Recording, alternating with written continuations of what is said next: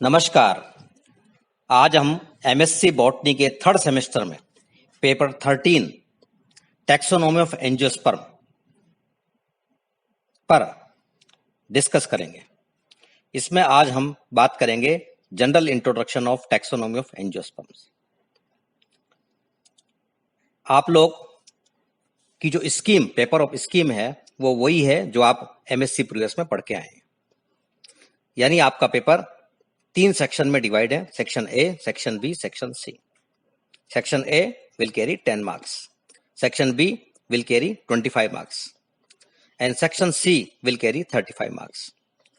इस तरह से 70 मार्क्स का आपका असेसमेंट है और इंटरनल असेसमेंट 30 मार्क्स का है। पेपर 5 यूनिट में डिवाइड है। सेक्शन ए में जो 10 प्रश्न आएंगे वो एक नंबर के होंगे, वो कंपल्सरी है। सेक्शन बी में 5 यूनिट में आएंगे प्रश्न, प्रत्येक यूनिट में 2 प्रश्न आएंगे, आपको 1 प्रश्न करना अनिवार्य होगा। कुल 25 नंबर का सेक्शन बी का आपका वेटेज होगा। सेक्शन बी में 35 मार्क्स के क्वेश्चन होंगे, जिसमें जो पहला क्वेश्चन, जिसको क्वेश्चन नंबर 7 कहा जाता है, वो 15 मार्क का होगा। उसके बाद अगले 4 प्रश्न 10 नंबर के होंगे, उनमें से कोई से 2 आपको करने हैं। इसमें से 1 प्रश्न कंपल्सरी है जो 15 मार्क का है और 2 प्रश्न 10-10 नंबर के आपको करने हैं। ये स्कीम वही है जो आप एमएससी प्रीवियस में एग्जाम से क्या है। यहां हम बात करते हैं इस पेपर की, टैक्सोनॉमी ऑफ एंजियोस्पर्म, जो आपका 13 पेपर है। इसमें सबसे पहले हम यूनिट, थोड़ा सा आपका परिवर्तन भी है सिलेबस के अंदर इस साल कोटा यूनिवर्सिटी में, वो भी बात करेंगे। यूनिट फर्स्ट की बात करते हैं। सबसे पहले आपको क्या पढ़ना है, किसके अंदर कौन से कंटेंट आएंगे, वो हम बात करेंगे। यूनिट फर्स्ट में एक जनरल इंट्रोडक्शन है इसके अंदर एंजियोस्पर्म टैक्सोनॉमी का। सबसे पहले है ब्रीफ हिस्ट्री ऑफ टैक्सोनॉमी। इसमें अपने को जो पढ़ना है और जो आपको लिखना है वो है जो साइंटिस्ट टैक्सोनॉमी के हिस्ट्री संबंधित रहे हैं, जिन्होंने वर्गीकरण दिया, उनके बारे में आप जानोगे, लिखोगे। जैसे Theophrastus, Gaspard Bauhin, Carolus Linnaeus, Tournefort, de Candolle, Bentham and Hooker, Eichler, Charles Bessey, Engler Prantl, Hutchinson, Takhtajan, Thorne, Cronquist etcetera. Darwin से पहले, जब डार्विन ने जातियों का उद्भव सिद्धांत दिया, उससे पहले का वर्गीकरण और उससे बाद के जो वर्गीकरण है उसकी बात भी इसमें करेंगे। तो एक हिस्ट्री ऑफ प्लांट टैक्सोनॉमी यहां पर दी जाएगी।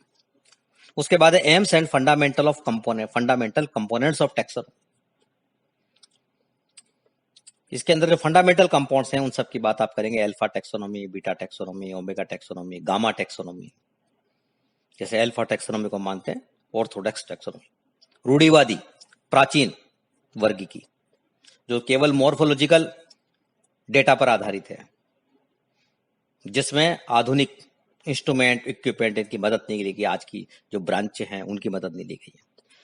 और जो ओमेगा टैक्सोनॉमी, जो मॉडर्न टैक्सोनॉमी है, जिसमें अन्य डिसिप्लिन, अन्य ब्रांच का कंट्रीब्यूशन, उनकी जानकारियां भी शामिल की जाएगी, वो इनके अंदर समाहित होगी और इनके अंदर इंस्ट्रूमेंट की, उपकरण की, इनकी मदद ली जाएगी। तो जो मॉडर्न टैक्सोनॉमी है, और जब मॉडर्न टैक्सोनॉमी का उपयोग लिया गया तो टैक्सोनॉमी बहुत पावरफुल हो चुकी है। टैक्सोनॉमी का उपयोग किया जाएगा इन ब्रांच का।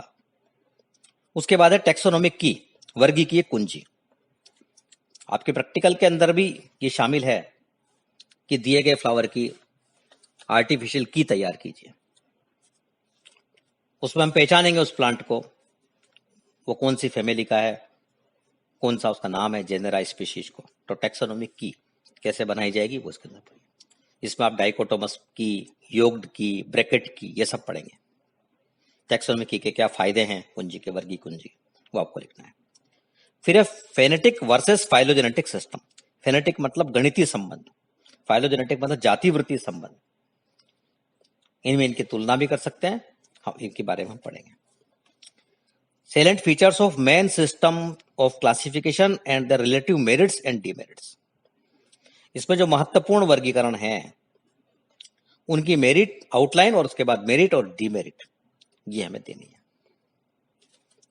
इससे पहले इसमें ये बात भी की जाएगी, चाहे सिलेबस में मेंशन ना हो, 3 प्रकार के वर्गीकरण हैं, आर्टिफिशियल सिस्टम, नेचुरल सिस्टम और फाइलोजेनेटिक सिस्टम। आर्टिफिशियल सिस्टम में थियोफ्रस्टस, कैरोलस, लीनियस इनके वर्गीकरण शामिल हैं, और नेचुरल सिस्टम के अंदर डी कंडोले, बेंथम, हुकर इनका वर्गीकरण जो प्राकृतिक सिद्धांतों पर आधारित है।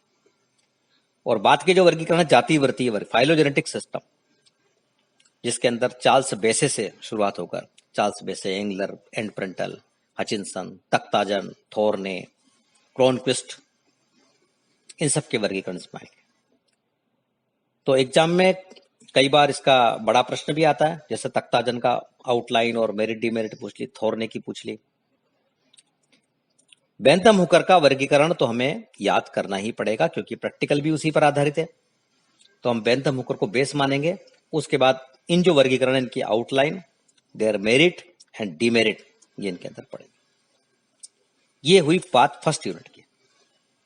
अब बात करते हैं सेकंड यूनिट की, जिसमें द स्पीशीज कंसेप्ट है, taxonomic hierarchy, species, genus, family and other categories. Taxonomic rank या हमको जिसको कहते हैं टैक्सोनोमिक कैटेगरी, वो निर्धारित करना इसमें। तो ये प्रश्न आता है, give the concept of species, genus and family. अवधारणा दीजिए जाति की, वंश की, कुल की।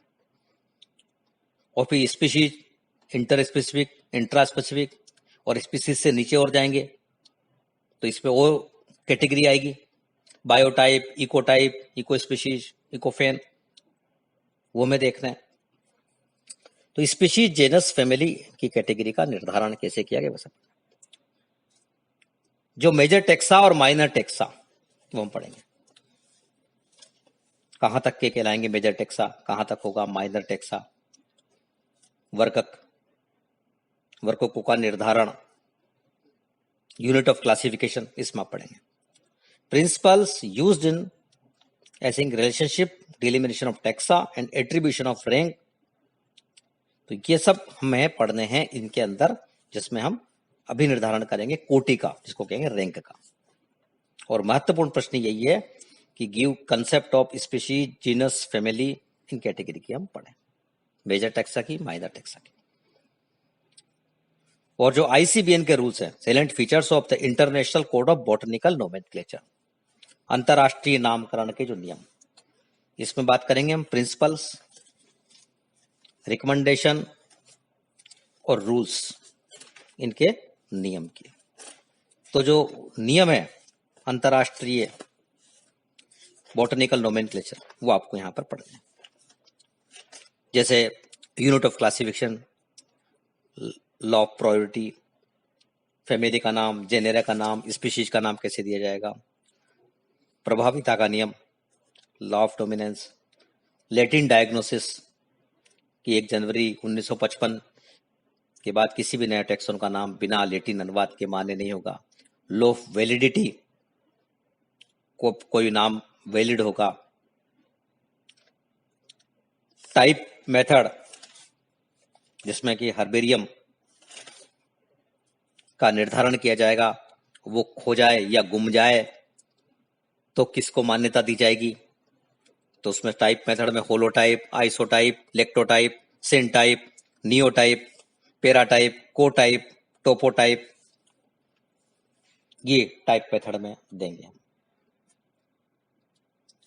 फिर है चेंज इन टेक्सा, कोई भी वर्ग का नाम कब बदलेंगे, रिजेक्शन ऑफ नेम्स, आवेदन नाम को त्याग देंगे, होमोनिम, टोटोनिम, सुझाव। तो ये आईसीबीएन के जो रूल्स हैं वो हम यहां पर पढ़ेंगे। तो डिलिमिनेशन ऑफ टेक्सा, कब किसी को नाम त्याग दिया जाएगा, हटा दिया जाएगा, ये सब हमको इसमें पढ़ना है। ये हुई बात यूनिट सेकंड की। उसके बाद हम बात करते हैं यूनिट थर्ड की, जिसमें है taxonomic evidence, taxonomic tools, modern tools और ओल्ड टूल्स, पुराने टूल्स। जो टैक्सोनोमी के ओल्ड टूल्स हैं, पुराने सामग्री है जिसे अध्ययन किया जाता है, उसमें शामिल है जैसे herbarium, flora, botanical taxonomical literature, library, इनका अध्ययन किया जाता है। ये पुराने टूल्स है, जैसे हर्बेरियम की मदद से हम आइडेंटिफाई करें, डिटर्मिनेशन करें। फ्लोरा, इसमें प्रश्न आता है पूरा हर्बेरियम का भी, हर्बेरियम की स्टैंडर्ड साइज क्या होगी, हर्बेरियम कैसे बनाए जाएंगे, किस तरह से उनको प्रिजर्व किया जाएगा, इंपॉर्टेंट हर्बेरियम के नाम विश्व में, भारत में। Flora, regional flora, state flora, country level flora, बड़े फ्लोरा।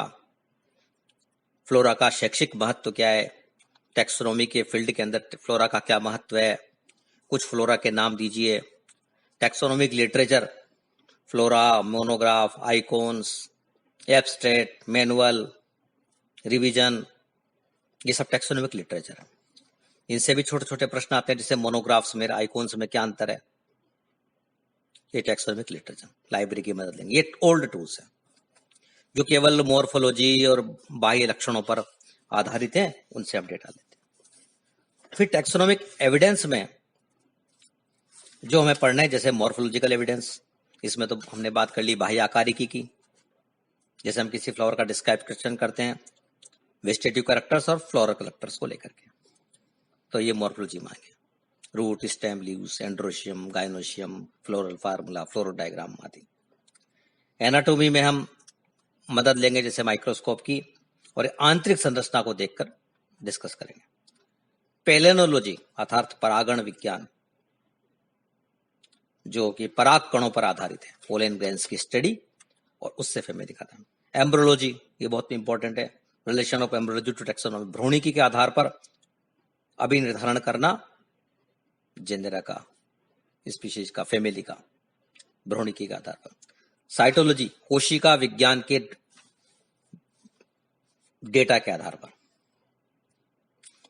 क्रोमोसोम की structure, cytology structure, nucleus, mitochondria, chloroplast, cytological based जो डेटा हैं उन पर आधारित टैक्सोनॉमी। फाइटोकेमिकल, फाइटोकेमिस्ट्री, बायोकेमिस्ट्री, जो कीमोटैक्सोनॉमी, जो कि आधारित होगी केमिकल कंस्टिट्यूएंट्स पर। सेकेंडरी मेटाबोलाइट, उनका क्या योगदान है, किस प्लांट में कितने मिलते हैं, जैसे पेपेवर सोमनिफेरम में हमें बहुत सारे एल्केलॉइड्स प्राप्त होते हैं, तो स्टीरोइड, एल्केलॉइड, फ्लेवेनोइड आदि पर आधारित हम फैमिली का भी निर्धारण करेंगे। सीरोलॉजिकल एविडेंस, सीरम निदान, serum diagnosis. Biochemical and molecular techniques, जो आज आधुनिक आणविक तकनीक और काम में ले रहे हैं, इन पर आधारित विज्ञान, उनकी संरचना से फैमिली का अभिनिर्धारण करेंगे कि वो वहां सही स्थिति में है या उसको कोई नई फैमिली में रखना है गेंदेरा को। कंप्यूटर का योगदान टैक्सोनॉमी में, क्योंकि मॉडर्न टूल्स में जो है कंप्यूटर पर आधारित होगी। GIS, geographical information system. तो ये हमने बात करी मॉडर्न टूल्स की, ओल्ड टूल्स के बाद। इसमें से 3 आप बीएससी में पढ़ के आए हैं। एक तो साइटोलॉजी के आधार पर, जिसको कहते हैं हम साइटोटैक्सोनॉमी, मैथमेटिकल टैक्सोनॉमी, जिसको कहते हैं टैक्सीमेट्रिक्स, और फाइटोकेमिस्ट्री पर आधारित कीमोटैक्सोनॉमी। इनके अलावा जो हमने अभी बात करी से पेलेनोलॉजी नया है, पराग कणों पर आधारित टैक्सोनॉमी, उनकी संरचनाओं पर, उनके डेटा पर आधारित। एम्ब्रोलॉजी पर आधारित टैक्सोनॉमी, ये हमारे लिए नए हैं।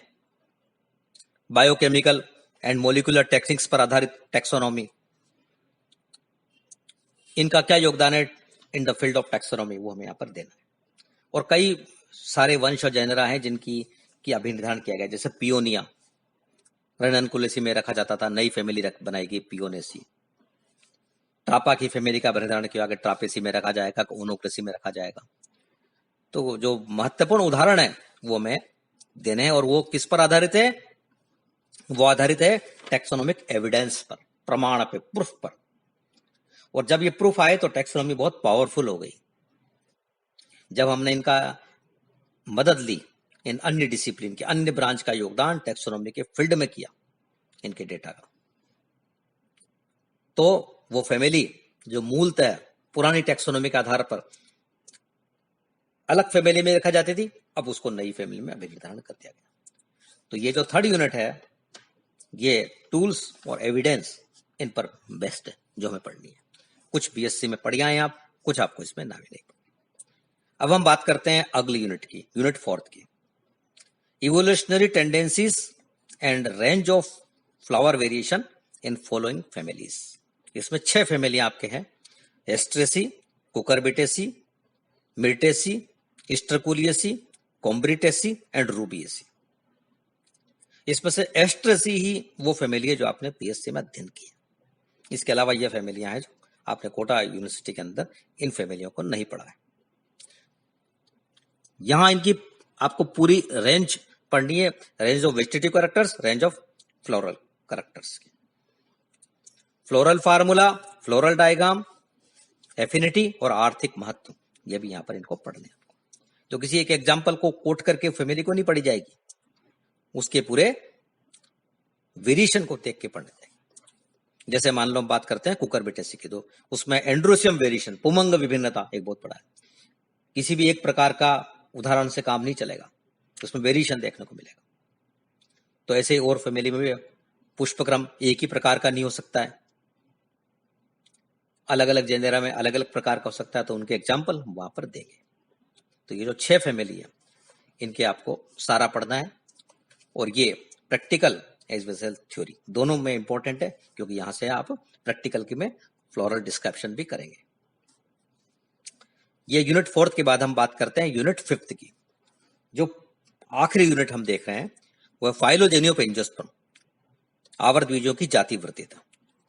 बहुत कुछ बात सेकंड ईयर में टेक्सोनॉमी के अंदर पढ़ी आए हैं बीएससी, फिर भी कुछ अब चूंकि अच्छे लेवल पर अपने को उत्तर देना है। एंसेस्टर्स ऑफ एंजियोस्पर्म, एंजियोस्पर्म के पूर्वज, तो वो सारे उदाहरण हमें देने हैं। जिम्नोस्पर्म को पूर्वज माना गया है या किसी और को पूर्वज माना गया है, उसमें कौन कौन से नाम है, तो संभावित पॉसिबल एंसेस्टर्स ऑफ एंजियोस्पर्म वो सब हमें लिखने हैं, वाद लिखने हैं। जितने भी प्रकार की थ्योरी दी गई है वो हमें यहाँ पर लिखनी है। एंजियोस्पर्म की उत्पत्ति एक स्रोत से हुई है, बहुत स्रोत से हुई है, मोनोफाइलेटिक, पॉलीफाइलेटिक थ्योरी वो हमें यहाँ पे देनी है, एक स्रोत से हुई है या ज्यादा स्रोत से हुई है। Time and place of origin of angiosperm, आवर्त बीजियों की उत्पत्ति का समय स्थान, समय तो सही है लेकिन उत्पत्ति का जो स्थान है उसमें विवाद है। भाई कुछ लोग मानते हैं कि ग्रीनलैंड आवर्त बीजियों की उत्पत्ति का स्थान है। प्रशांत महासागर द्वीप, इसको भी आवर्त बीजियों की उत्पत्ति का स्थान माना गया। और फिर वहां से निष्कर्ष निकला कि ऐसे प्लांट्स मिले जिनमें कार्पल्स जो हैं ओपन कार्पल्स हैं, फोलियर स्टेमेंस हैं, वाहिका रहित आवर्त बीजी हैं, वेसललेस एंजियोस्पर्म, उनके एग्जाम्पल भी वहां मिले। Habit of angiosperms, habit of primitive angiosperm, आवर्त बीजों का स्वभाव, और आदिम जो आवर्त बीजी हैं, आद्य आवर्त बीजी हैं, उनके क्या कैरेक्टर हैं उनको सूचीबद्ध करते हुए लिखना है। जैसे उनमें वाहिका नहीं पाई जाती थी, उनमें फोलियर स्टेमेंस हैं, ये सब कैरेक्टर हम सूचीबद्ध करेंगे, लिखेंगे वहां पर, उदाहरण देंगे। प्रिमिटिव लिविंग एंजियोस्पर्म, और इसमें प्रिमिटिव फैमिलीज ऑफ एंजियोस्पर्म, जो आद्य आवर्त बीजी हैं उनके उदाहरण, उनके जेनेरा, उनका डिस्क्रिप्शन, और जो आवर्त बीजियों की प्रिमिटिव फैमिली है उनका वर्णन यहां पर करेंगे। जैसे रेननकुलेसी, मैग्नोलिएसी, विंट्रेसी, डेजिनेरियसी, हिमेटेंड्रेसी, यूपोमेशियसी, निम्फिएसी, एनोनेसी आदि जो प्रिमिटिव फैमिली मानी गई है उनका कंसीडर करेंगे। जैसे रेननकुलेसी की बात करेंगे तो इंपॉर्टेंट जेनरा को भी डिस्कस करेंगे, रेननकुलस स्क्लेरेटस, रेननकुलस म्यूरोकेटस, इनकी बात करेंगे। डेल्फिनियम अजासिस लार्किस्पर जिसका कॉमन नेम होगा। जब मैग्नोलिएसी की बात करेंगे तो माइकेलिया की, मैग्नोलिया की, सबकी बात करेंगे। कई प्रश्न यहां पर उत्पन्न होते हैं, जैसे वेसललेस जेनेरा का नाम दीजिए, तो रीमिस विंट्रेसी फैमिली हमें कोट करेंगे, वहां पर लिखेंगे, वहां लिखेंगे वेसल्स आर एब्सेंट इन, उनका एग्जाम्पल देंगे। तो जो प्रिमिटिव जेनेरा है जैसे उपमेशिया, डिजेनेरिया, हिमेटेंड्रा, ट्राइमिस, एग्जाम्पल वहां पे देंगे, उनके कौन कौन से इंपॉर्टेंट कैरेक्टर्स थे वो देंगे। तो ये यूनिट 5 के अंदर हम बात करेंगे फाइलोजेनी की। तो ये हमने आज बात करी है कि क्या कंसेप्ट है, किन को लेकर के हमें कंसीडर करना है, किन चीजों को, और इस पेपर को तैयार करना है, पढ़ना है। धन्यवाद।